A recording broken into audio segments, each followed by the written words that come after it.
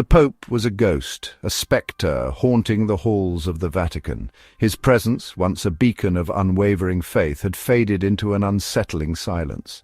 For 3 long months he vanished from public view, a disappearance that sent ripples of unease throughout the world. The faithful yearned for his guidance, his comforting words, but only silence echoed back. The Vatican, in its official pronouncements, claimed illness and prayer as the reasons for his absence, attempting to quell the growing disquiet. They spoke of a period of reflection, a spiritual retreat, but their words rang hollow. But inside the apostolic palace, behind the gilded walls and beneath the watchful eyes of centuries past, rumors swirled like a gathering storm.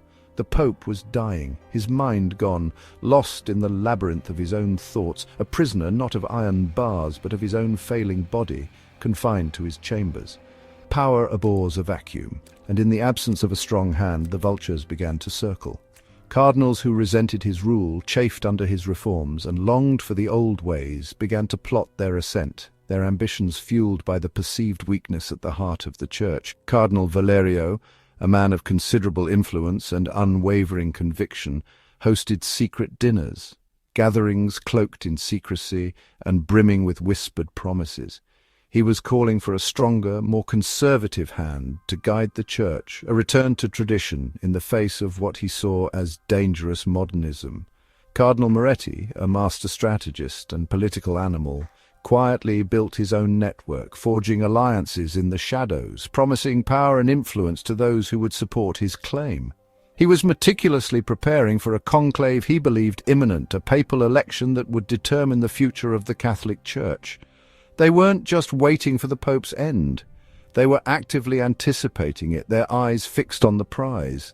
They were hastening it, maneuvering for position, dividing the spoils in advance, carving up the Church like a fallen kingdom.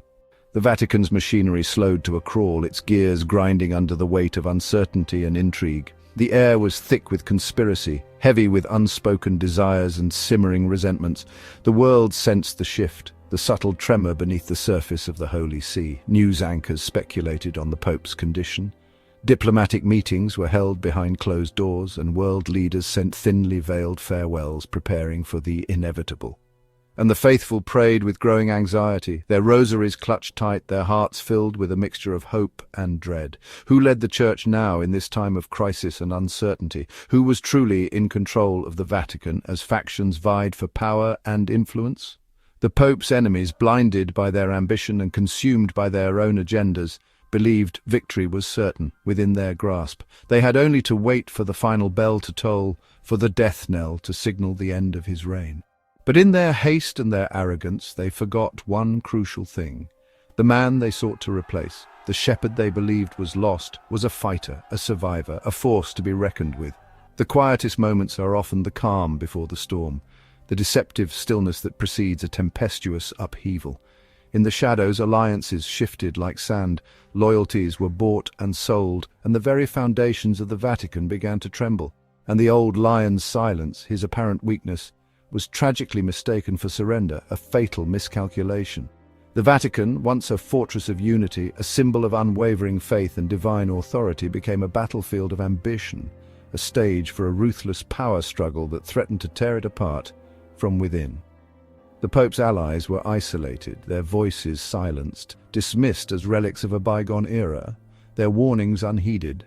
The vultures circled, their shadows growing longer, their hunger insatiable.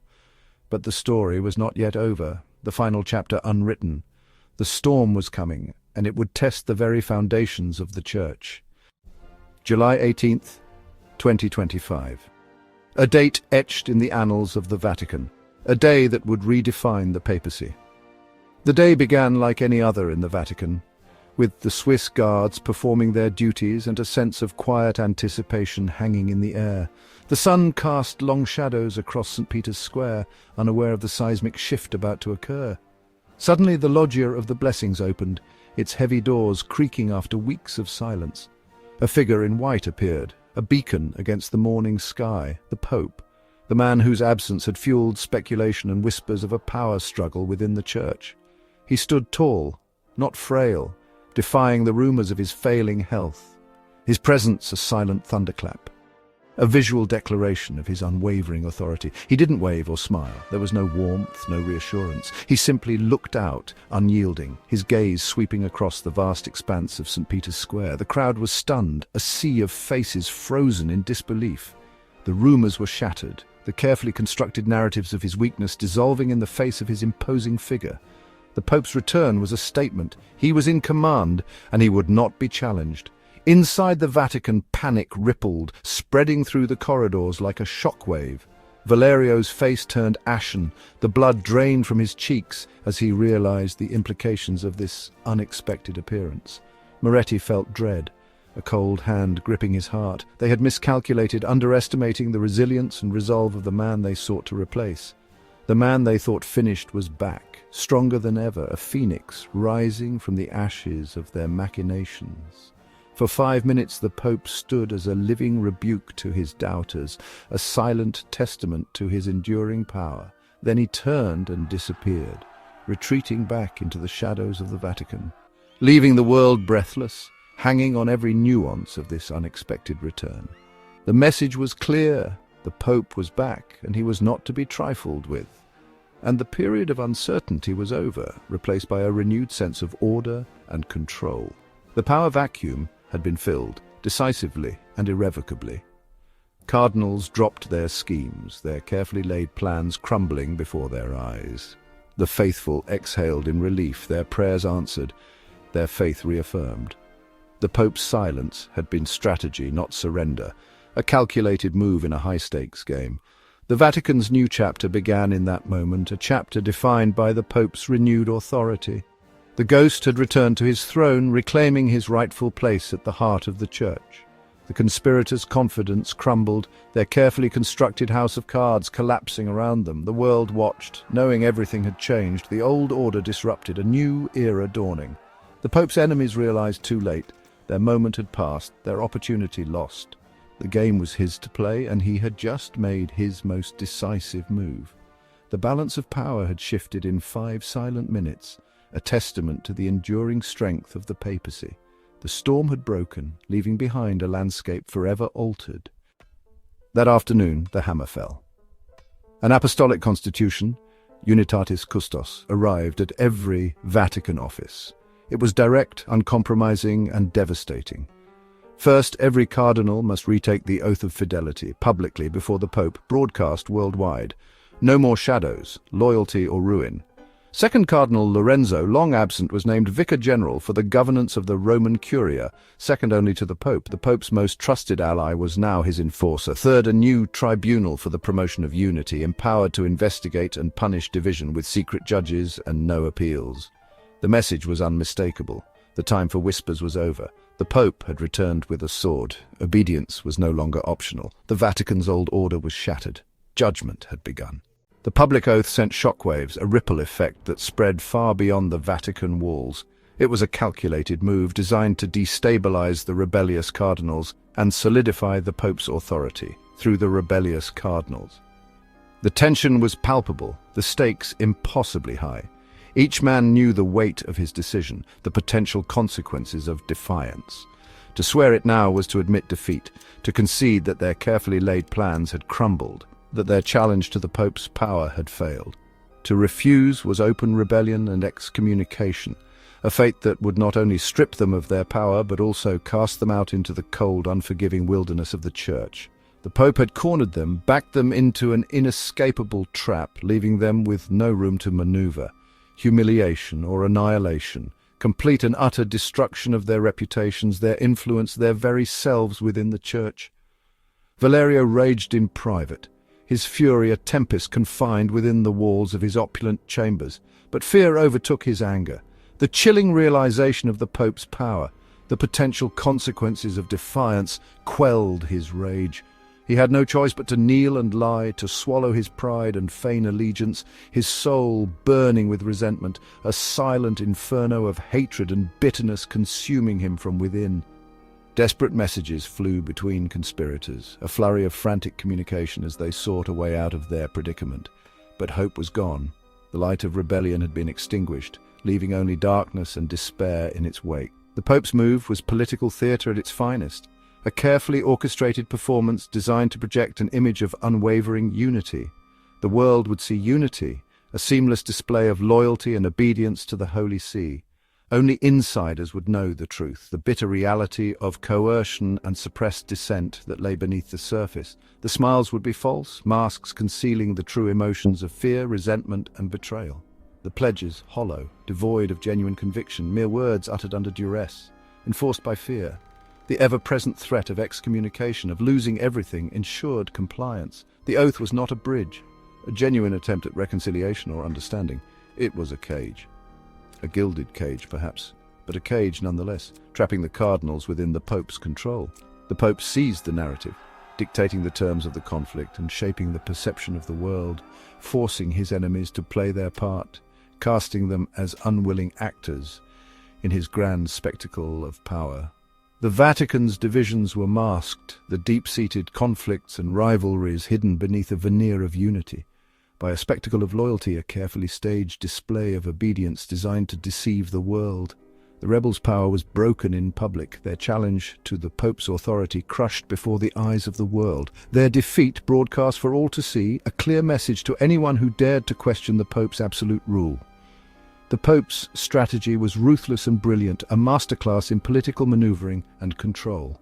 The Cardinals' rebellion ended not with a fight, not with a glorious battle for freedom and justice, but with a bow, a silent, humiliating gesture of surrender, a symbol of their complete and utter defeat. The cage door closed, sealing their fate, trapping them in a web of deceit and enforced obedience. Cardinal Lorenzo's promotion was the Pope's second blow. For months, his absence was used as proof of the old regime's weakness. In truth, Lorenzo had been protected, hidden from attack, prepared for this moment. The diplomatic mission was a ruse. The Pope's enemies were lulled into complacency. Now Lorenzo returned as Vicar General, wielding unprecedented power. Valerio and Moretti would answer to the man they tried to destroy.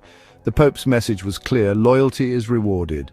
Lorenzo's rise was a living symbol of the Pope's strategy. The plotter's weapon had become their undoing. The absent prince was now the supreme enforcer. Old scores would be settled. The Pope's long game was revealed. The tribunal for the promotion of unity was the Pope's final, most terrifying move. A secret court, its members anonymous, its judgments final. It operated outside normal law, a black box of fear. Any cardinal could be summoned on an anonymous accusation. Paranoia spread, every colleague a potential spy, every word a risk. The tribunal's true power was psychological. It shattered alliances and enforced obedience. The rebellion was not just defeated, but annihilated. The Vatican became a place of silence, not unity, but fear. The Pope's authority was absolute. The age of subtlety was over. The tribunal's shadow loomed over every decision. The Pope's enemies were left powerless, their networks destroyed. The sword of unity had fallen. After the decree, panic consumed the plotters. Valerio locked himself away, reading the decree like a death sentence. Moretti shredded documents, sent desperate messages, and drafted a groveling letter to the Pope. Across the Vatican, fence-sitters rushed to declare loyalty. Yesterday's rebels became today's sycophants. The rebellion evaporated, its leaders isolated and powerless. Young priests distanced themselves, fearing the tribunal's reach. The conspiracy became a contagion. No one wanted to be tainted. The Pope's decree shattered not just the leaders, but their entire network. The Vatican's mood shifted from defiance to submission. The Pope's victory was total. The old order was gone. The silence of defeat settled in. The Pope's strategy was chess, not anger. His absence was a feint, luring enemies into the open. He watched, waited, and let them overplay their hand. The decree was checkmate in 3 moves: the public oath, Lorenzo's promotion, and the tribunal. Each move stripped the plotters of options. No hiding, no defense. Lorenzo, hidden away, returned as the Pope's queen, dominating the board.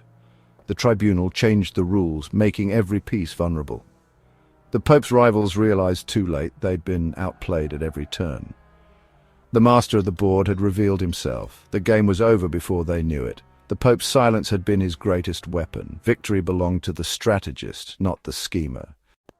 There was no dramatic battle, just submission. The oath ceremony in the Sistine Chapel was broadcast worldwide. Valerio and Moretti knelt, defeated, before the Pope. The world saw unity, the Vatican saw surrender. Lorenzo returned, his presence alone restoring order. Departments fell in line, the machinery of the Vatican ran smoothly. The tribunal never needed a public trial, its shadow was enough. The Pope's power was absolute, his strategy unmatched. The whispers of rebellion died, replaced by prayers for his long reign. The era of intrigue ended, obedience reigned. The Pope's legacy was secured. The old lion had roared, and his enemies scattered.